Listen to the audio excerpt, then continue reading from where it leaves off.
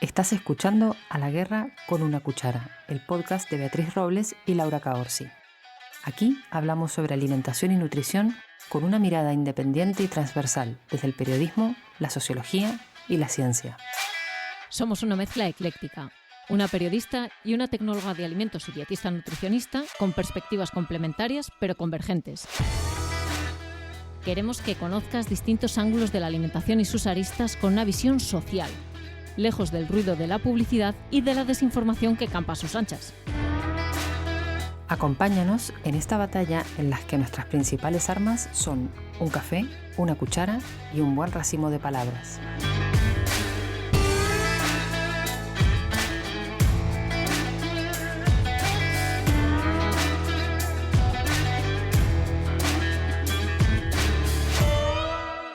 Laura, acabo de llegar del supermercado. Bueno, qué ímpetu. A ver, ¿qué has hecho? Todo viaje al supermercado es una aventura para nosotras. Tú vas a leer y yo voy un poco a estimularme con los nuevos alimentos que aparecen cada día. Tú vas para sentirte viva, ¿no? Claro, necesito nuevos estímulos, novedades continuas y he encontrado lo que necesitaba hoy, lo que estaba buscando. A ver. Turrones de pantera rosa y donetes. ¡Ay! No me digas que no es apetecible.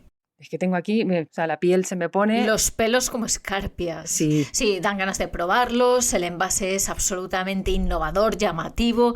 Bueno, que de todo el lineal te van los ojos ahí. Es que son atractivos en sí mismo. Son ultraperpetrados. Exactamente. Y eso, mira, nos viene genial porque es de lo que vamos a conversar hoy. O sea, hoy vamos a hablar de los productos ultraperpetrados, que tiene nombre de difícil pronunciación, pero se va a entender rápidamente lo que es. Como su formulación, que también es bastante complicadilla. Algo así. ¿Y qué es un ultraperpetrado? ¿De dónde este nombre? Mira, un ultraperpetrado es un producto ultraprocesado que utiliza otro ultraprocesado como ingrediente y lo destaca como reclamo. Por ejemplo, esto que has visto tú. O sea, un turrón, ¿no? Que ya está muy procesado, es un producto que está muy procesado, que es de pantera rosa, no es de almendra, no es de un ingrediente que sepamos lo que es reconocible, sino que es una marca, un producto acabado que termina siendo un ingrediente más. Sería como un ultraprocesado al cuadrado. Algo así. Por ejemplo, los donuts de Oreo, 2 marcas juntas, todas mezcladas. Eso es, ¿no? O el batido de la Casitos, o el helado de Kit Kat, ¿no? O sea, hay muchos ejemplos, los vamos a ver hoy. Y bueno, y además hay que decirlo, que la idea de llamarlos de esta forma surgió de una conversación contigo de hace algunos años, cuando estaba escribiendo un artículo sobre el lenguaje y nomenclatura alimentaria, que claro, yo decía, pero estos productos que utilizan otros productos como ingredientes, o sea, esto tiene que tener un nombre especial, porque es más que un ultraprocesado, ¿no? Yo me acuerdo que en ese momento me dijiste, ¿no? Que bueno, que esto, claro, no son alimentos que se elaboren, ni siquiera que se fabriquen, sino que se perpetran, ¿no? Entonces de ahí viene la palabra. Sí, vamos subiendo escalas. Uh-huh. Los procesados se fabrican, los ultraprocesados se diseñan y los ultraperpetrados se perpetran. Se perpetran. Es difícil de pronunciar, ¿eh? Es difícil de pronunciar, pero es que creo que merece la pena, porque encontramos ejemplos que, si nos vamos fijando un poco, están realmente por todas partes. Te diré gominolas y pollo frito. ¿Tú crees que esto es posible? Pues sí, yo creo que sí. Mira, me creo todo a esta altura del partido, ¿eh? Es posible, y por eso tenemos un fresquito de KFC, es decir, un caramelo con un palo que tiene forma de muslo de pollo. Y son esos fresquitos que son caramelos que vienen dentro de una bolsa y tienen unos polvitos que son así como un poquito refrescantes. Vale, pues es lo mismo, pero el caramelo no tiene una forma de caramelo cuadrado, sino que es un muslo de pollo y dentro tiene un polvillo que hace las veces de rebozado. ¿Tú que decías que no cocinábamos? Aquí tienes un muslo de pollo rebozado. Además, el sabor es a Coca-Cola. Muy bien. ¿El menú completo en una gominola? Es un menú completo. Perdón, es sabor cola, realmente no es a Coca-Cola, pero vamos a subirle un poco más ese volumen y esas revoluciones. ¿No? ¿Por qué quedarnos en dos cosas solo pudiendo añadir una tercera? Claro, bueno, es que esto es un poco el horror vacui, ¿no? O sea, vamos a añadir aquí todo lo que quepa y más, ¿no? esto es un poco la galería de los horrores o el paraíso de la creatividad, pero bueno, tenemos más, ¿no? Que hemos estado recopilando. Esto no para, amiga, esto no para. A ver, me habías contado de una colaboración entre Burger King y Doritos, ¿puede ser? Sí, es ¿Algo que así? no se me ocurre una cosa mejor. Todo el sabor de Doritos a la parrilla, con Ujú. salsa cheddar de Doritos, con 2 Doritos Bites, que son Doritos Que rellenos con crema de queso dentro. La hamburguesa tiene doble de queso, tomate, entre pan de cheddar. A ver, no lo sé. Esto no sé qué es, este menú de Burger King y Doritos, pero cumple absolutamente todos los criterios que nosotras mismas hemos establecido para que sea un ultra perpetrado. Bueno, es que también tenemos otra colaboración de Milka y Oreo, ¿no? Que también es un chocolate que está relleno con trozos de Oreo, pero es un chocolate de Milka, ¿no? Y destaca esto como reclamo también, como ingrediente principal. Sí, es como mezclar cosas. Tú mezcla cosas en general, mezcla cosas como cuando hacíamos de pequeñas las patatas fritas que las metíamos en la La bebida Coca-Cola, ¿no? Sí, en la Fanta, sí, pues sí. es una cosa así. Y una cosa así ha debido de parecerle a Coca-Cola cuando se ha unido a Oreo para hacer un doble producto, un Oreo sabor a Coca-Cola, es decir, la galleta con sabor a Ujú. Coca-Cola, y una Coca-Cola, una bebida con sabor a Oreo, que si lo piensas tienes el menú completo, tienes una merienda, galletas y Coca-Cola, y cada una con sabor a lo otro. Y ese estaba este verano. Yo, o sea, tengo el recuerdo de que ese producto estaba este verano dando vueltas por ahí. Querida compañera Cuchara, lo probé. No. Es verdad que sí, sí. Y tú me llevaste a esa perdición y yo lo tuve que probar. Tú no lo probaste, yo lo probé. Yo te dije, esto existe, y te lo mostré y te dije, esto existe y lo he comprado, pero bueno, tú sabes que compro envases para coleccionarlos, ¿no? Para tener como el registro físico de que estas cosas existieron. Ya, pero me lo dices a mí y es como si a mi perra le enseñas un snack de hígado de pavo y le dices, mira, esto existe. No, tengo que probarlo. ¿Y qué tal? A ver. Bueno, estás aquí, eso está bien, ¿no? Estoy aquí, o sea, seguridad alimentaria bien, no es Bien. tóxico, no es venenoso. Ahora, Ujú. de sabor, no sabía a Coca-Cola, no sabía a Oreo, tenía... El gusto era como un poquito a Coca-Cola, es verdad, pero el retrogusto era terrorífico. Era, no sé, como cuando algo te repite mal, pues algo Ya, así. Es ya. un sabor de te va a repetir mal.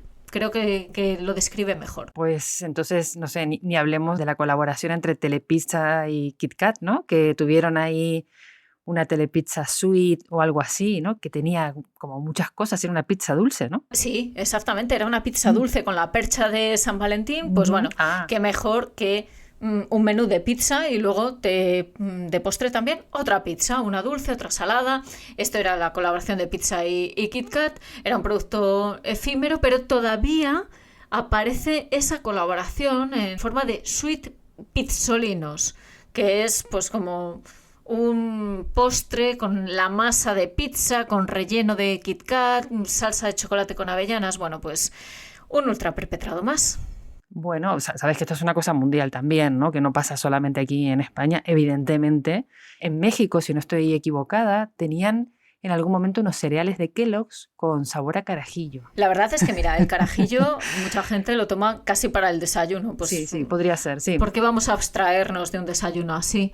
Ojo, que también ha habido cereales sabor a churro. Cereales sabor a churros, sí. Estos ojitos han visto la caja y la han comprado también, pero no los han probado.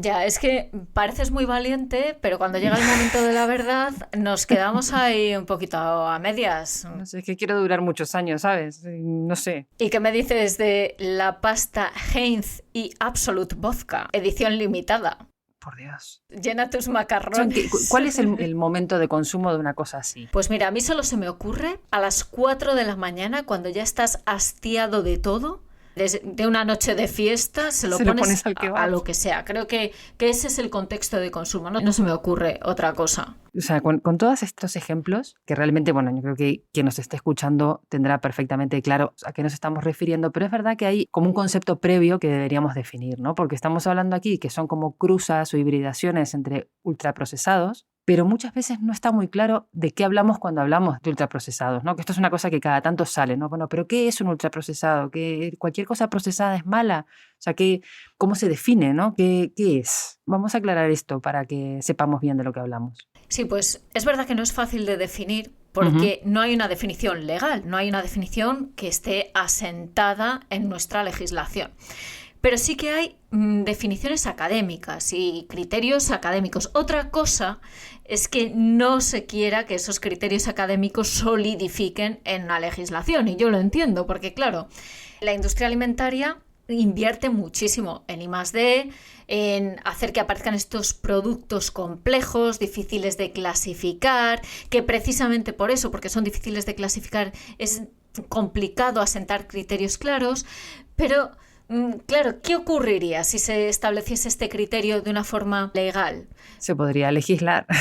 Exactamente, lo explica nuestro compañero Juan Revenga, que se podría legislar no solo el nombre, se podría legislar mucho más. Y Juan, en su artículo Ultraprocesado, la palabra que la gran industria quiere eliminar, publicó hace unos años en El Comidista, explica que este término da poco margen de acción a la industria, por ejemplo, para reformular los productos, porque el consumidor identifica inequívocamente ese producto como un ultraprocesado junto con toda la mala imagen que tienen los ultraprocesados. Es decir, si hay una clasificación clara, por mucho que tú reformules, lo vamos a seguir viendo como ultraprocesado y vamos a meterlo en la cajita de esto no es bueno para mi salud, independientemente de que luego lo consumamos o no.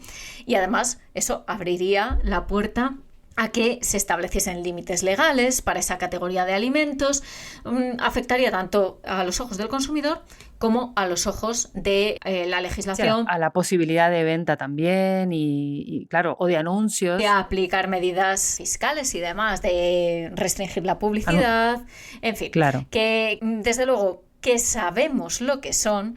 Y aquí vamos a explicar brevemente los criterios que existen, que nos pueden ayudar un poquito. Generalmente utilizamos, en el mundo académico se utiliza la clasificación NOVA, que es una clasificación establecida académicamente en un artículo científico, en varios artículos científicos, porque se ha ido actualizando. Sí, esto fue del año 2010, ¿no? Por ahí, más o menos. Un poquito más tarde, creo que fue hacia 2014. Ellos ya clasificaron 4 categorías de alimentos según su grado de procesamiento.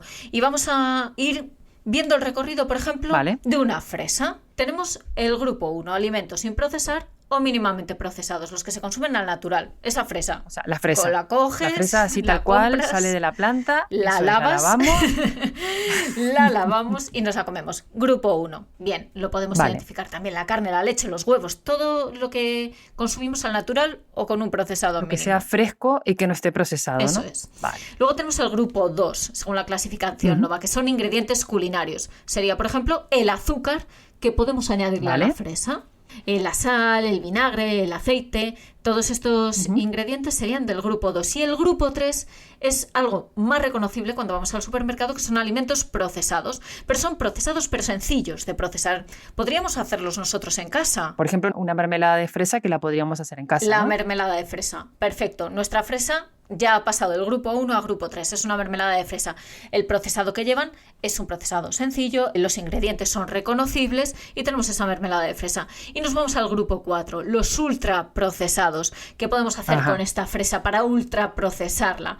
Pues hacer una formulación industrial que lleve muchos ingredientes que no tenemos habitualmente en las cocinas y que además tengan un tipo de procesamiento complejo, un procesamiento como un extrusionado o un moldeado. Una hidrólisis o cosas así. Una prefritura en nuestra casa. Eso no lo hacemos en casa. Así que con esa fresa, inocente fresa al principio, vamos a hacer unas galletas rellenas de crema de fresa. Y lo que al principio era el grupo 1, ahora es un grupo 4, un grupo ultraprocesado.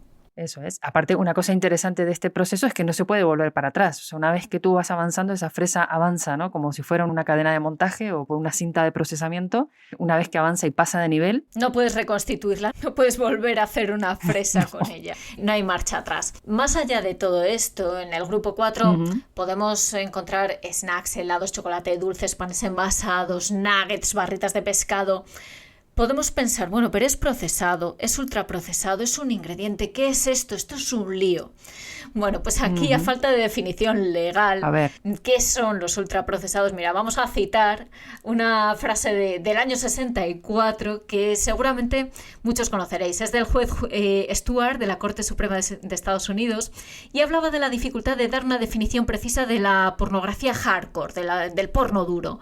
Entonces él decía... No intentaré hoy definir más detalladamente los tipos de material comprendidos en esa descripción abreviada, pornografía hardcore, y quizá nunca podría hacerlo de manera inteligible, pero lo reconozco cuando lo veo. Eso es. Creo que lo reconozco cuando lo un veo. ultraprocesado lo reconozco cuando lo veo. ¿Y sabes por qué lo reconocemos cuando lo vemos? Entre otras muchísimas cosas, por lo que acompaña ese producto. O sea, no es solamente el alimento o el producto, porque bueno, esto a ver si lo llamamos alimento, el producto, o sea, no es solamente este producto, sino todo lo que tiene a su alrededor, todo lo que acompaña, ¿no? Además de cómo se ha procesado, qué se le ha hecho, qué se le ha dejado de hacer a la pobre fresa. Claro, nos encontramos que una vez que eso sale al mercado y eso una vez que se ofrece a la gente, no solamente que tiene sabores muy intensos, que está presentado de una manera diferente, especial, atractiva, con unas texturas muy conseguidas, esto lo hemos hablado la temporada anterior, ¿no? Que son estos sabores que se diseñan, ¿no? Para gustar, sino que además vienen envueltos en unos envases y en unos embalajes que son muy atractivos, ¿no? Y que están acompañados además de unas campañas de marketing normalmente muy agresivas, con estridencias, con colores insistentes. Con promesas de salud, bueno, ayuda claro, al normal desarrollo de los huesos de los niños, por ejemplo. Por supuesto, dan muchísimo beneficio a la industria, hay mucho margen de beneficio, porque si lo pensamos son los mismos ingredientes dados la vuelta una y otra vez, harina, grasa, azúcar, sal, en distintas proporciones, y dan un gran rendimiento a las empresas que los fabrican. Y además tenemos que añadir que las industrias que los fabrican generalmente dependen siempre de una matriz o la mayor parte de los que encontramos en el mercado son muy pocas empresas matrices que ponen todos esos productos en el mercado. Son grandes empresas, grandes corporaciones. Bueno, es que además, fíjate, yo leí este verano un artículo súper interesante al respecto de esto que salió publicado en The Conversation. Lo escribían 2 investigadores de la Universidad de Leeds que a su vez habían hecho un estudio, una investigación, hablando de los ultraprocesados, ¿no? Y tenía como un titular como muy sugerente también, ¿no? Porque era: los alimentos ultraprocesados podrían no ser el enemigo público número 1 de nuestra dieta, ¿no? Y bueno, obviamente me llamó la atención el titular. Y es verdad que, bueno, planteaban esto como que dentro del saco de los ultraprocesados no todos generan como este deseo incontenible de comer más, de el no poder parar, el deseo, ¿no? Esta cosa de me gusta, de estar súper diseñado para gustar, para comer, para aumentar nuestra cuota de estómago. Claro, la soja texturizada es un ultraprocesado y claro, por ejemplo, no te da ese impulso. No te dan ganas de empacharte de soja texturizada, por ejemplo, ¿no? Mientras que otros que son muy ricos en grasas, en azúcar, en sal también, bueno, eso sí, ¿no? Como que tienen una cosita que hace que te gusten más y que no puedas dejar de comerlos. Pero estos investigadores decían en el propio artículo, si bien bueno, discutían el término de ultraprocesados, que las características nutricionales y sensoriales de los alimentos y cómo los percibimos son más importantes que si algo viene en un paquete o no. A mí esto es una cosa que me dejó pensando, ¿no? Porque al final tú dices, bueno, estas ideas preconcebidas, ¿no? Afectan a cómo comemos algo, ¿no? Y es verdad que esto no va de si un producto está en un envase o no.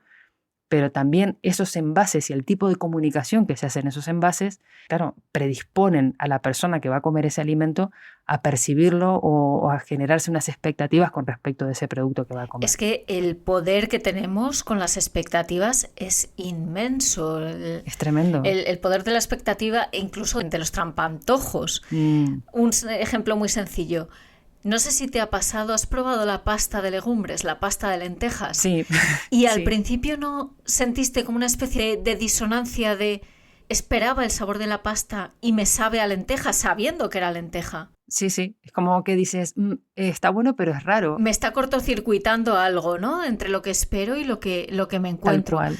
O mira, ¿sabes en qué me ha pasado también? Hace muchos años tomando un helado de fabada. Claro, porque el helado es una presentación en principio dulce y tú sabes que es de fabada y lo has pedido de fabada. Sí, porque aparte lo había pedido por la gracia, decir, mira, helado de fabada, tal. Y Y es raro, ¿no? Es como que se genera un cortocircuito, sí. De esto habla mucho Charles Spence en su libro Gastrofísica. Es un investigador que se centra precisamente en cómo afecta todo lo que no es el alimento a nuestra percepción del alimento.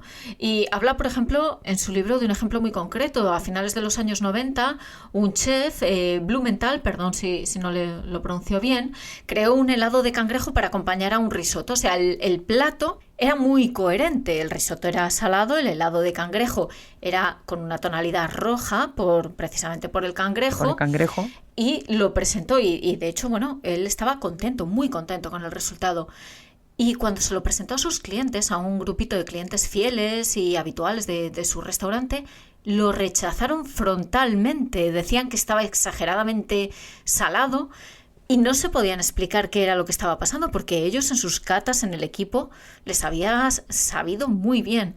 La explicación que nos da Spence es que cuando los comensales vieron el helado de color rosa, sus mentes hicieron inmediatamente la predicción sobre lo que iban a probar y para la mayoría de los occidentales un rojo tirando a rosa es además presentado en un postre. Fresa. Se asocia a helado dulce, a una fruta, a una fresa. Entonces, claro, de repente tuvieron esa disonancia de estaba esperando algo dulce y esto está muy salado. No es que el plato estuviera malo, realmente la conjunción de sabores era muy buena, pero lo que ellos veían y lo que esperaban a partir de esa visión era muy distinto de lo que probaban. Entonces Spence nos dice que es tan importante lo que está en la mente de la persona que prueba el plato que lo que hay en la boca o en el plato mismo, con independencia del nombre, de su descripción. Por eso el helado de fabada, aunque conocías el nombre y sabías lo que era, te produjo esa sensación que es un poco desagradable o desconcertante. Nos dice Spence que sea cual sea su aspecto, estas señales siempre están ahí y contribuyen a determinar nuestras expectativas. Bueno, es que el tema de las expectativas es fundamental, ¿no? Y en los envases ocurre con todo este aparato lingüístico que hay alrededor, las imágenes, los colores que se usan, o sea, todo eso nos está contando cómo nos tenemos que sentir, a qué nos tiene que saber, a qué se tiene que parecer ese producto que está dentro. Y aunque nos parezca que es inocuo, aunque nos parezca que eso no tiene ningún efecto, tiene un efecto enorme en nuestra predisposición, ¿no? Porque al final genera un prejuicio sobre algo que no estamos viendo, ¿no? Y bueno, yo creo que aquí es lo de siempre, ¿no? Con estos productos ultra perpetrados, que es de lo que estamos hablando hoy, al final lo que se intenta hacer es como empujar un poquito más las fronteras de lo conocido, ¿no? Empujar un poquito más las fronteras de la imaginación. Ahora, la pregunta es, ¿por qué? ¿Por qué se lanzan? ¿Qué necesidad? ¿Por qué se lanzan estos productos? Además son productos que evidentemente no van a quedarse en el mercado. Una telepizza con Kit Kat son efímeros, no se queda en el mercado. La Coca-Cola con Oreo o la Oreo con Coca-Cola no se queda en el mercado. No hay hordas de consumidores llenando sus carritos, sus cestas de la compra. Por eso las compro, para tener la certeza de que alguna vez existieron, porque luego las buscas y no están más, desaparecen, ¿no? De los lineales. Para conocer qué está pasando, hemos preguntado a una figura de autoridad, a Fernando de Córdoba, estratega de marca y contenidos, autor del libro Los secretos de las marcas, de la editorial Kailas. ¿Por qué se lanzan estos productos imposibles? Bueno, yo creo que no son azar ni son capricho. Muchas veces son una herramienta estratégica. Es tan importante llamar la atención, demostrar que tu marca sigue viva, como vender. Y este tipo de colaboraciones, podríamos decir, ayudan a las marcas a seguir vivas, a seguir en la conversación, a demostrar de alguna manera sus valores, sus atributos. Y creo que ese es el motivo por el cual estamos viendo muchas veces colaboraciones un poco locas, que no siempre quieren acabar formando productos terminados, productos definitivos, pero sí que sirven para probar nuevas cosas, para explorar territorios de marca nuevos o para llegar a nuevas audiencias que a lo mejor no era tan fácil llegar de otra manera. Cuando colaboran dos marcas, cada una aporta lo mejor de sí, cada una aporta algún elemento icónico que normalmente le falta a la otra. Bueno, yo creo que Fernando es muy claro, ¿no? Y lo explica súper bien. Está claro que uno de los grandes temas que manejan estas marcas es la necesidad de mantenerse vivas, de seguir estando presentes en la conversación pública, ¿no?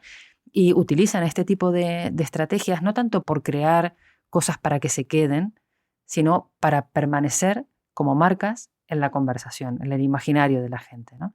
Hemos estado hablando aquí de las galletas de Oreo mezcladas con un helado, la pizza de Telepizza con un Kit Kat. Al final no dejan de ser como recuerdos permanentes de que están ahí, de que existen, de que son opciones y que forman parte del ocio gastronómico y de las posibilidades gastronómicas que tenemos a nuestro alrededor, ¿no?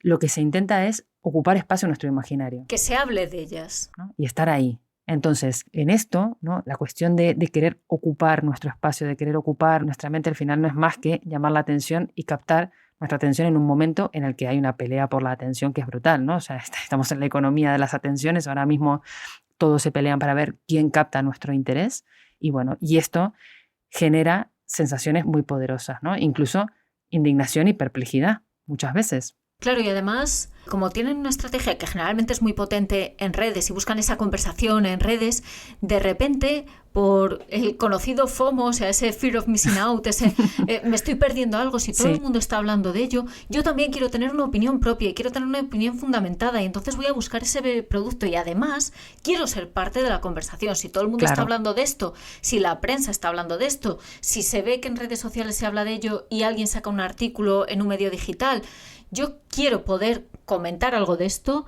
y además tengo que ser parte de la conversación en ese momento. No vale probarlo la semana que viene y hacer un artículo concienzudo. No, porque igual no está. La semana que viene igual no está, porque es el ahora o nunca. Claro, y además es que nadie me va a leer en ese momento porque tengo que hablar de ello ahora y es este el momento. A lo mejor esta tarde ya no. Tiene que ser ahora. Quiero ser parte de la conversación ahora. Por eso te has tomado esa Coca-Cola, ¿eh?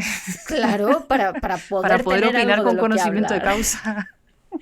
Exactamente. Y por eso también le hemos preguntado a Fernando de Córdoba si hay alguno que recuerde, si hay alguno de estos productos que realmente se hayan quedado en su memoria porque son productos tan efímeros que van desapareciendo. Pero sí, parece que alguno le ha impactado. Me ha llamado la atención la colaboración de este verano de KFC con Licor del Polo. Me ha llamado mucho la atención porque normalmente estamos acostumbrados a ver siempre una marca ingrediente que llega, pues, por ejemplo, al McFlurry o a los BK Fusion de Burger King, pero nunca había visto una marca que no fuera de alimentación. No sé si me parece hasta un poco peligroso acostumbrar a los niños a que Licor del Polo es un sabor, es un sirope, pero desde luego me ha parecido curiosa y también confieso que no me pude evitar, no pude resistir la tentación de probarla. Y en segundo lugar, otra que me parece bastante interesante y que se ha convertido ya en un commodity es la de Oreo. Hemos visto todo tipo de Oreo, tanto Oreo como base, que hace colaboraciones con otras marcas, y recuerdo ahora las Oreo de Lady Gaga, Oreo con otros sabores, otros colores, como Oreo como ingrediente. Por ejemplo, como ambas pertenecen al mismo grupo, pues hemos visto chocolate Milka con Oreo. Y además aquí es interesante porque es un juguete de branding, es una lección de branding el ver cómo en Estados Unidos Oreo es la marca que lleva la voz cantante en esta colaboración porque es mucho más conocida que Milka, mientras que en Europa es Milka la que lleva el protagonismo y Oreo aparece como ingrediente. Pero Oreo es que se ha consolidado como un ingrediente de todo. Hemos visto helados con Oreo, helados, incluso quien no tiene la licencia de Oreo, que en España creo que la tiene Nestlé, Froneri, pero no la tiene Frigo, hace un helado súper parecido al Oreo. Se ve que hay una demanda allí. Bueno, o sea, esto de Kentucky Fried Chicken y Licor del Polo, o sea, que es una cosa que parece que no podría ser. Es que a mí me genera rechazo de entrada, no me genera curiosidad, me genera rechazo. Pero, ¿sabes una cosa? A mí me ha hecho acordar a una hamburguesa que se lanzó, creo que fue el año pasado, que era una hamburguesa sabor Dalsi. Dalsi, para quienes nos escuchen desde fuera de España, es un jarabe para la tos que se utiliza para los niños, sobre todo. Sí, porque tiene un sabor que a los niños les gusta, les agrada, entonces pues se lo toman mejor. Por eso, claro, son como sabores totalmente contrapuestos, porque reconoces el sabor del Licor del Polo y piensas en un dentífrico y no piensas en absoluto en que eso pueda ir con un alimento que te puedas comer. Uh-huh. Pero este rechazo que te genera justamente está también pensado para eso, ¿no? O sea, porque lo importante es que no te deje indiferente. O sea, que tú te puedas enamorar de un sabor o rechazarlo por completo, pero que no te quedes indiferente, que no pase desapercibido, ¿no? Es otra vez volver a captar la atención. Y esto ocurre a nivel industrial, pero también tiene su reflejo en redes sociales, en influencers y en personas que quieren como enganchar la atención de la gente, ¿no? Porque no, hemos visto un montón de recetas, no sé si es un insulto. Mezclas imposibles. Mezclas. Vamos a dejarlo ahí en mezclas de cosas que son tremendas.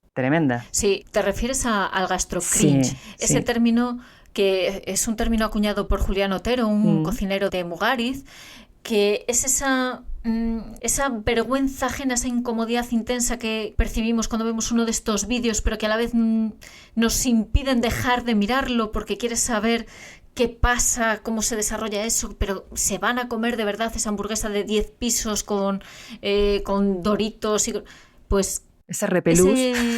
ese tipo de vídeos, ese repelús que generan estos vídeos es el cringe, y mezclado con gastro, pues un gastro cringe, es decir, la industria nos da el marco, nos da la excusa, hace estos productos, los comercializa y los pone en el mercado, y luego los influencers del mal hacen las guarradas que quieren. Bueno, es que ahí hemos visto montones de cosas, ¿no? Yo me acuerdo no hace mucho una hamburguesa doble con queso y bacon que en lugar de estar montada entre 2 panes de hamburguesa estaba montada entre 2 donuts glaseados, o sea que era como no va más, ¿no? La estridencia más absoluta.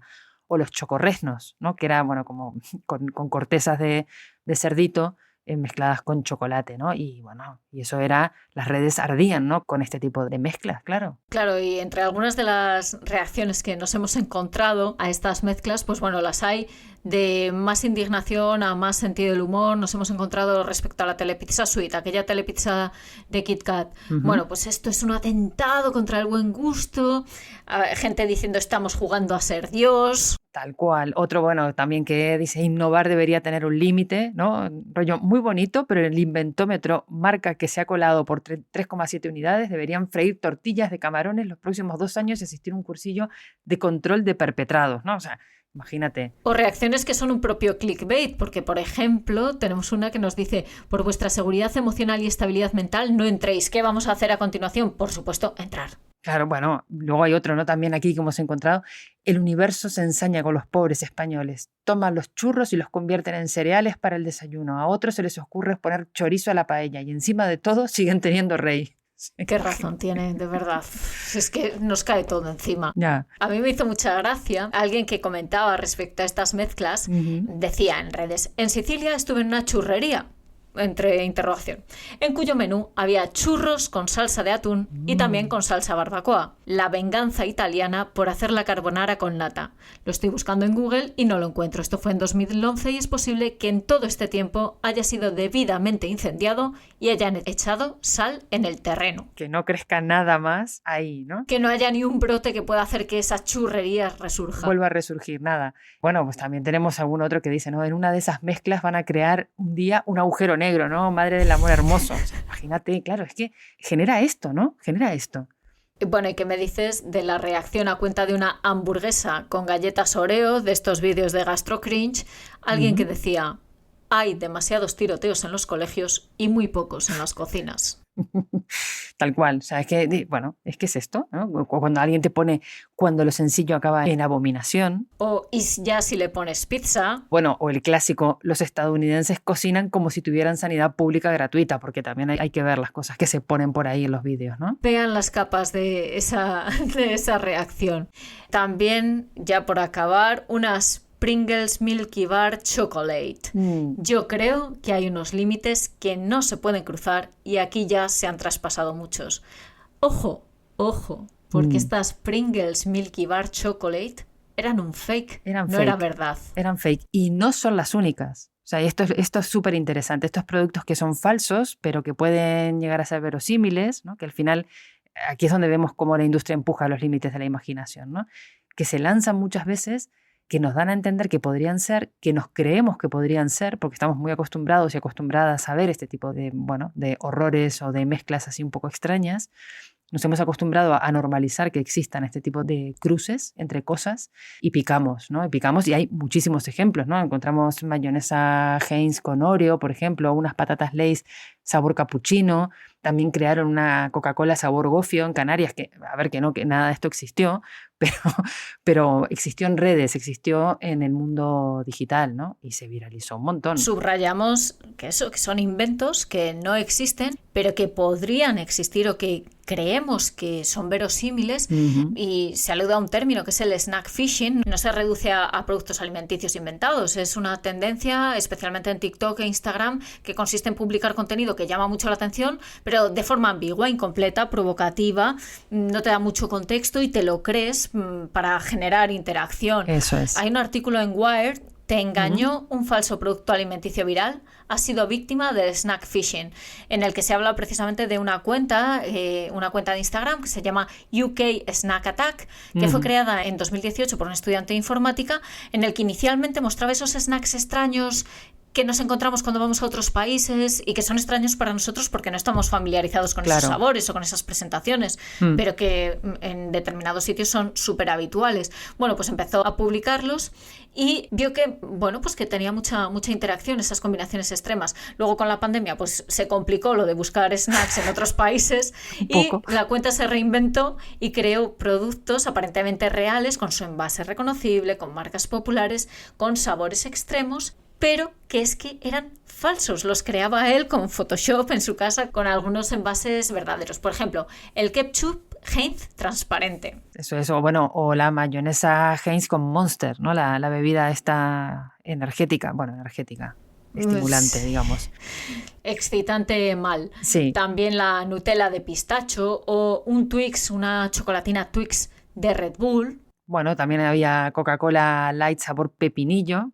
Imagínate. Y los Kellogg's sabor Baileys, a ver si hay cereales sabor carajillo, porque no nos vamos a creer esto. Pero es que justo este es el punto, o sea que una vez que tú has validado o has abierto la veda a este tipo de mezclas y de combinaciones extrañas y las has vuelto reales, claro, es que la frontera entre lo inverosímil o lo imposible y lo real se desdibuja por completo, ¿no? Entonces consigues, incluso, fíjate, sin tener que hacer y más de más sí, sin tener que invertir en nada de creación de un nuevo producto, ni siquiera lanzarlo al mercado, solamente con que sea una imagen más o menos verosímil, consigues estar otra vez en la conversación de la gente, en las redes, en los medios, refrescar que tu marca existe, mantenerla viva, lo que decía Fernando de Córdoba, ¿no? Continuar en la conversación, aparecer en los medios, aunque más no sea para que otro diga, no, esto es falso, no existió.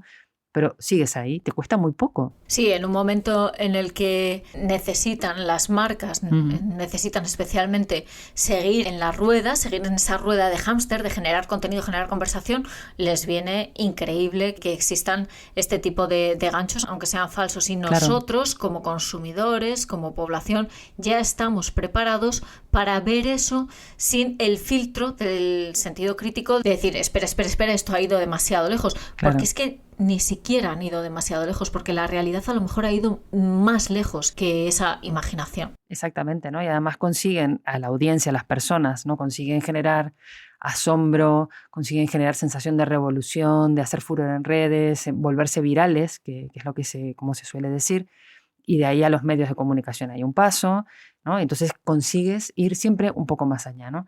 E incluso, fíjate en cosas que sí existen, volviendo a las cosas que sí existen, consiguen crear nuevos productos que, si estábamos hablando antes de ultra perpetrados, bueno, tendríamos que hablar aquí de ultra conceptualizados, ¿no? Porque consiguen generar productos con sabores que son conceptos, o sea, que ni siquiera son ni alimentos, ni productos siquiera, ni nada. Y ¡boom!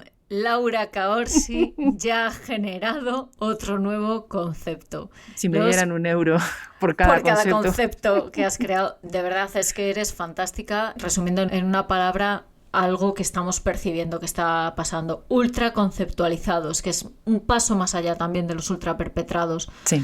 Háblanos, ponnos un ejemplo de ultra conceptualizado. Pues mira, muy fácil. Cuando vas a una heladería y te encuentras con un helado de pitufo o un helado de Pokémon. ¿Han matado a un pitufo o a un Pokémon? Claro, o sea, es que tú dices, ¿a qué se supone que tiene que saber un pitufo como para saber a qué sabe un pitufo triturado en una licuadora con leche y otros ingredientes para hacer un helado? Este capítulo no es apto para niños. No es apto para niños. No, esta imagen, creo que esta imagen que he instalado en la cabeza de mucha gente, bueno, pues me va a perseguir toda la vida. Una máquina de picar pitufos.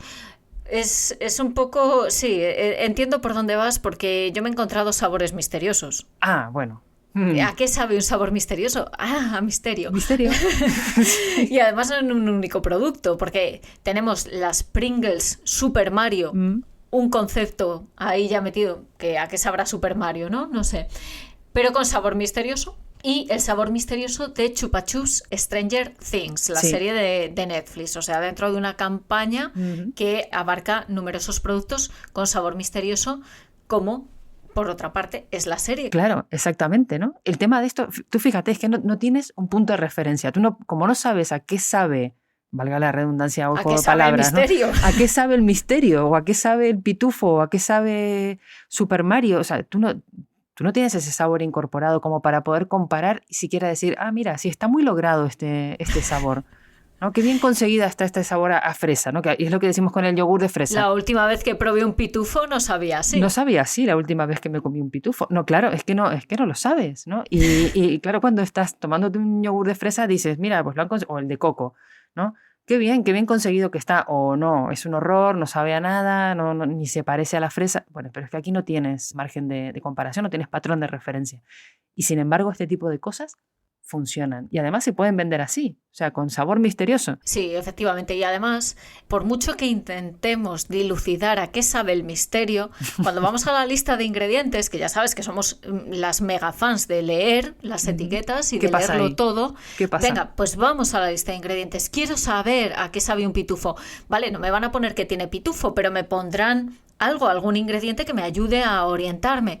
Vale, pues generalmente no, siempre estos sabores misteriosos, novedosos, se consiguen utilizando aromas, lógicamente aromas que existen, no aroma de pitufo. Nadie ha hecho un extracto de pitufo, no va a ser un aroma natural a pitufo.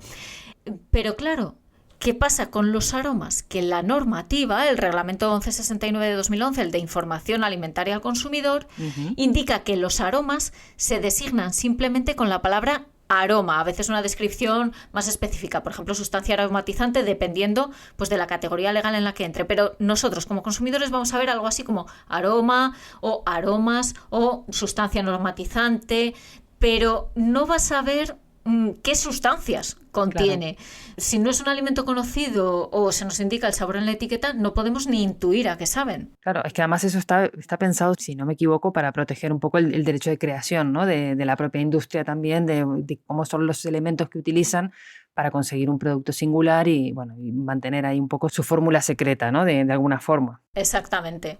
Al final, bueno, pues yo creo que en este espejismo de diversidad que tenemos, estamos hablando de cientos de productos, todos novedosos, que lo que quieren es conquistarnos, porque conquistan nuestra atención, conquistar nuestras emociones en esa conversación que hablamos de redes sociales, ocupar nuestra despensa, ocupar nuestro tiempo, no solo el tiempo de ir, buscar, comprarlos porque han generado curiosidad, sino nuestro tiempo antes, hablando en redes, leyendo lo que han puesto otras personas, viendo si podemos conseguir ese producto, dónde lo están vendiendo, conquistar nuestro paladar, quizás, si el aroma nos gusta y al final se queda, algo que ocurre muy pocas veces.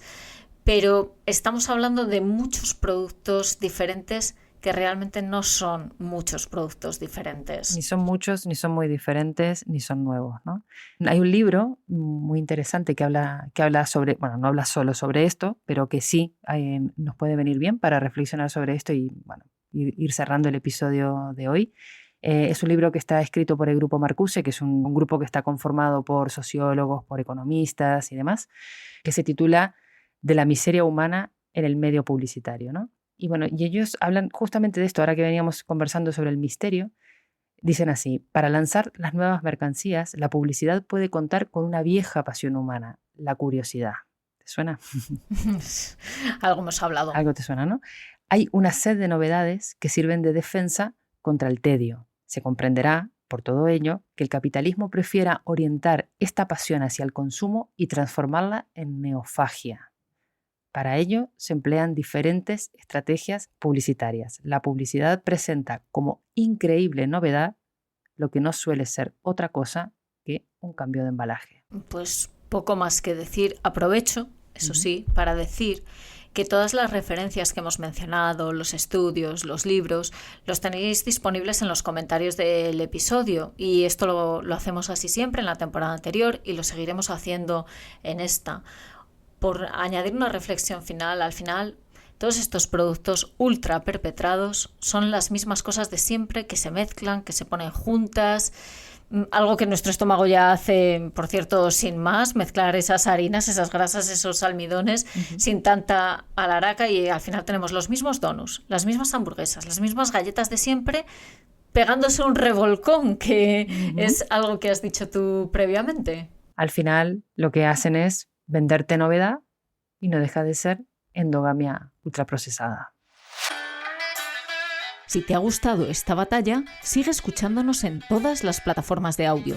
Comparte este podcast en tus redes sociales y envíanos tus dudas, sugerencias o etiquetas deleznables para que las analicemos a alaguerraconunacuchara@gmail.com. Nos escuchamos en el próximo episodio.